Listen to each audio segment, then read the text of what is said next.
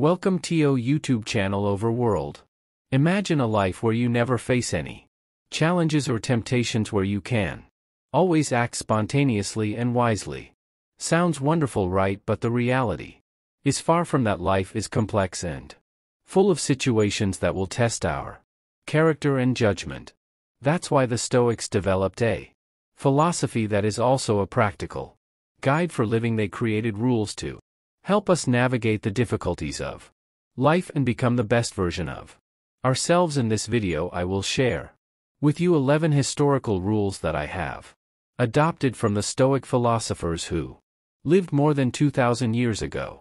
These rules have been useful to many people throughout history, and I hope they will be useful to you too. So stay with me until the end to learn all the rules and how to apply them to your life.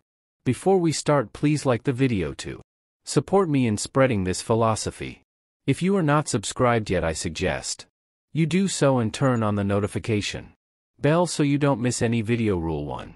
Master your mornings.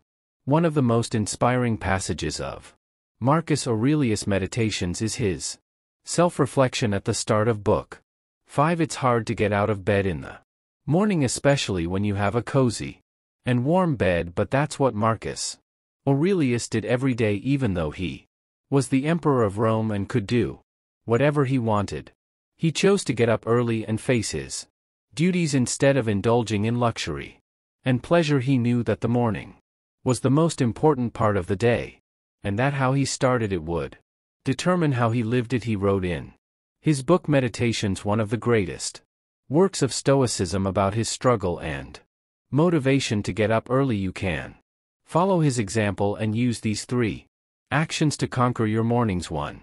Journaling. You can write down your goals for the day and your reflections on the previous day. You can also note what you did well and what you need to improve. This helps you create a routine and a mindset for the day. It reminds you of what you have to do and how you have to behave. 2. Exercising. I don't mean anything too intense, just something that gets you moving. A walk, a run, a gym session, anything that suits you. This wakes you up and clears your mind for the next action. 3. Working. After doing the first 2 actions, you are ready to focus on the task at hand. Rule 2. Focus on what you can control. The Stoics taught that we should concentrate on the things that are under our control and ignore the things that are not. This will make us more effective and less anxious. For example, in sports, you can control how you play, but you cannot control the outcome, the opponent, or the crowd. If you focus on your performance instead of the others, you will likely do better. Apply this principle to all situations in your life. Rule 3. Don't worry about imaginary problems. Many times we suffer more from our imagination than from reality. We create scenarios in our mind that cause us stress and fear, but most of them never happen. Seneca said that we are more frightened than hurt by uncertainty. Try to stay in the present and be calm. Chances are that the worst thing that you imagine will not happen. Rule 4. Treat success and failure the same. Marcus Aurelius used a metaphor to illustrate this point. He said that all men are like a stone that he would throw in the air. The stone does not gain anything by going up or lose anything by going down. It remains the same stone. Likewise, whether you get a promotion or a layoff, you are still the same person. In fact, negative situations can teach us more than positive ones. Be grateful for everything that happens to you, good or bad, because you can learn from any situation. Rule 5. Do one thing every day. This rule has 2 meanings. The first one is for people who live without goals. It is important to have at least one goal to achieve every day, no matter how small. Living without goals makes a potentially extraordinary life mediocre. The second one is for people who have too many goals. Having big ambitions is good, but focus on taking one step at a time. Doing too many things at once can make you lose focus on what is really important. With this rule, I encourage you to accomplish at least one goal that you set for yourself every day. It can be something simple or something complex, but strive to achieve it. Rule 6. Don't look for shortcuts. Achieve something. Remember that there is no easy way to do it in life. Things that are worthwhile or require effort and discipline. Think of anyone you admire and read their biography. You will see that they worked hard and faced challenges to achieve their success. In fact, that is the key to their success. Difficult paths build your character, make you learn from your mistakes, and motivate you to persist. The difference between those who achieve great goals and those who don't is their tolerance for effort and sacrifice. Anyone can choose the easy path, but that is why there are very few who always achieve what they want. Rule 7. Ask yourself if it is necessary. Before you do anything in life, take a moment to reflect on why you are doing it. Is it something valuable and worthwhile, or is it something dispensable and wasteful?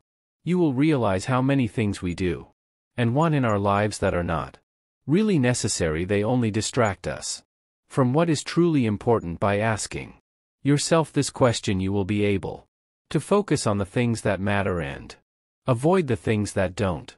Rule 8. Love your destiny. Life is unpredictable, and sometimes things don't go our way. We may face misfortune, adversity, or failure. However, we should not let these events ruin our happiness or peace of mind. We should accept them as part of our destiny and see them as opportunities to learn and grow. Seneca was a great example of this attitude. He faced many hardships in his life, such as health problems, political exile, and even a forced suicide. Yet he chose to see them as a good thing and use them to his advantage. He said, "Fortune behaves as it pleases. We should do the same and embrace whatever life brings us." Rule 9. Talk to death. This rule may sound strange, but it has a deep meaning. It was inspired by an oracle that Zeno of Citium, the founder of Stoicism, consulted after losing all his wealth. The oracle told him that to live a good life he must talk to the dead. The oracle meant that he should read the books of the ancient philosophers who had died before him. Reading is an amazing tool that allows us to access the wisdom and knowledge of the past. We live in a world where we are always looking for the newest and the latest things, but we should not forget the old and the timeless things that are written in books. We have the power to converse with the greatest minds of history who can guide us and help us in our lives. Many people in the world have a superpower that they don't use. They have access to ancient wisdom thanks to the internet, but they choose to ignore it. Rule 10. Be kind to others and strict with yourself. Stoics have clear principles about what is good and what is evil, but they also have compassion and tolerance for those who are misguided by ignorance. As Marcus Aurelius says, they have been corrupted by false beliefs. The key is to apply your standards to yourself, not to others. This doesn't mean that you let injustice or wickedness go unpunished, but you don't have to judge everyone who doesn't act as you wish. The best way to influence someone is to show them how to act, not to tell them. If you want to correct someone's behavior, do it by setting a good example. They may not notice it at first, but eventually they will follow your lead. Rule 11. Remember that you are dying every day.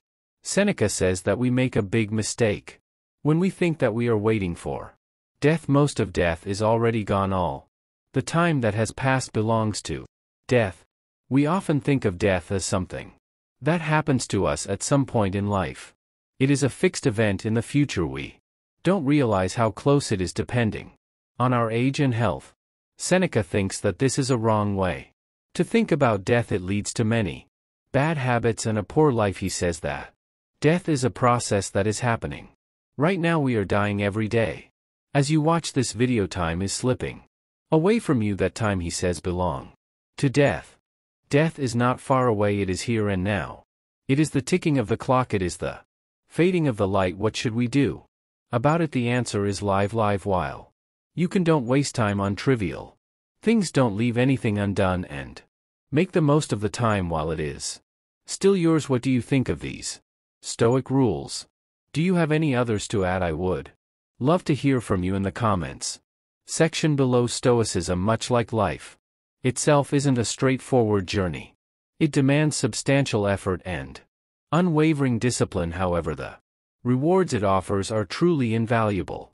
Until next time, feel free to watch one of these videos on your screen now. Foreign.